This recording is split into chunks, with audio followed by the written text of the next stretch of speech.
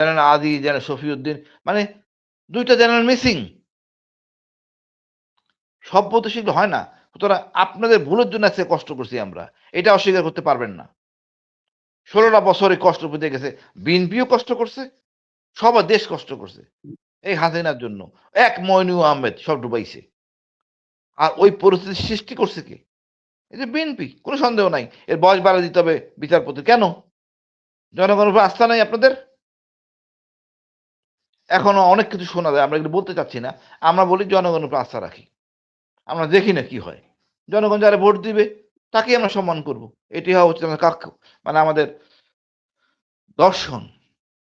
আমাদের সচিবদের উপরে বা আমলাদের উপরে কোন আস্থা আমাদের নাই। পুলিশ যথেষ্ট মানে যথেষ্ট প্যারার মধ্যে গেছে এই ১.৫ বছর। সেনাবাহিনীও কম না। অনেক। এই অনৈতিক আদেশ শুনতে যাইয়া বাধ্য হইয়া মূল জায়গায় ডক্টর ইউনূস কোন সমস্যার সমাধান করেন নাই। আগামীতে আমরা চাইব আগামীতে কিন্তু এই আমলাদের পালা। এই নির্বাচনে যে আমলারা ফাইজলামি করে কেউ ছাড়বে না। কেউ ছাড়বে না। আমি সিওর পুলিশ বলেন, আর্মি বলেন নিরপেক্ষ ডিউটি পালন করবে। আমাদের সুযোগ আছে। আমলারা এবার ছাড়া পাবে না। আমরা চাই জনগণের যা চায়, যেভাবে ভোট দেয় তারা দিবে, সেইভাবে ফল হবে। এত কিছু বলার পরও আপনি বলতেছিলেন ভাই বললেন না মনির ভাই, না দাঁড়ান ভাই। মনির ভাই বলল হ্যাঁ ভোট নেয়া নজরুল ভাই বলছেন। Very good. তো অন্য অন্য এমপিরা হাফিজ স্যার তো দেখছি আমি বলে বেড়াইতেছে না ভোটের পক্ষে। কেন? তো নিয়ম কানুন চেইন অফ কমান্ড কি কাজ করে না? কেন তারেক ভাইকে এসে এখন বলতে হবে হায়? আগেই নজরুল সাহেব বলছেন, এখন বলতে হবে কেন? কারণ আপনাদের লোকেরাই প্রচারণা করছে, নাই ভোট দিবেন। এটা ঠিক হয় নাই তো? আমরা চেইন অফ কমান্ডটা দুর্বল। তারপরে বলবো আমরা ভালো কিছুটা আশা করি। ধন্যবাদ। আমি মনে করি ইনশাল্লাহ জনগণ বিজয় হবে। জি।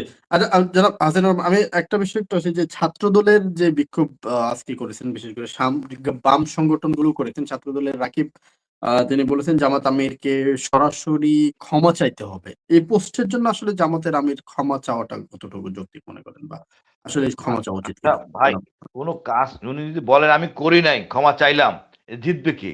ক্ষমা চাওয়ার মধ্যে অপমান কিছু না। ক্ষমাতে মানুষকে অনেক উপরে উঠায়।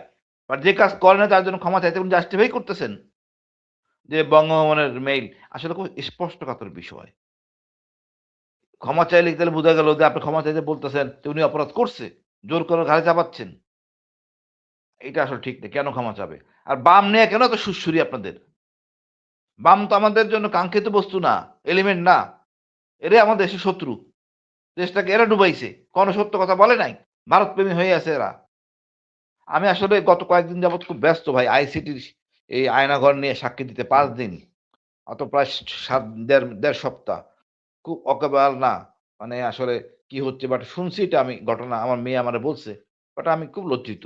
আমি বললাম জামাতা আমি তো এগুলি বলার কথা না। ১ম কথাই বলছি। উনার সাথে এই বিষয় নিয়ে আমার অনেক আলোচনা হইছে। আমি সবটাই দেখছি পজিটিভ। যত সহজে কথা বলা যায়, মনির ভাই একটু বলি, মানে ভাই যত সহজে কথা বলা যায়, অত সহজে কাছেও যাওয়া যায় না আপনাদের আমিরের, অর্থাৎ তারেক ভাইয়ের। আমি এমন শিক্ষা পাইছি, খালেদা জিয়ার দোয়া মাহফিলে গেছিলাম, যে উনি মনে হইছে যে প্রধানমন্ত্রী না হওয়ার আগেই প্রধানমন্ত্রী। এটা কিন্তু ভোট বেশি দেয় না আর কমায়। লোকজন বিরক্ত হয়ে চলে গেছে। চেয়ার খালি ছিল। সাধারণ মানুষের কাতারে নির্বাচন করলে উনি কাঙ্ক্ষিত লক্ষ্যে পৌঁছতেন। আমি আরো বলি, এই উনার সাথে যদি বাবরকে রাখতেন ওনার পার্সেন্টেজ অনেক বাড়তো। উনি জনগণের পালস বোঝেন না। পুরা দেশ এন্টি ইন্ডিয়ান। এইটাই বাবর আপনাদের দল বুঝতে পারেন নাই। এটাই আপনাদের চরম ব্যর্থতা। ধন্যবাদ ভাই। জি, ধন্যবাদ।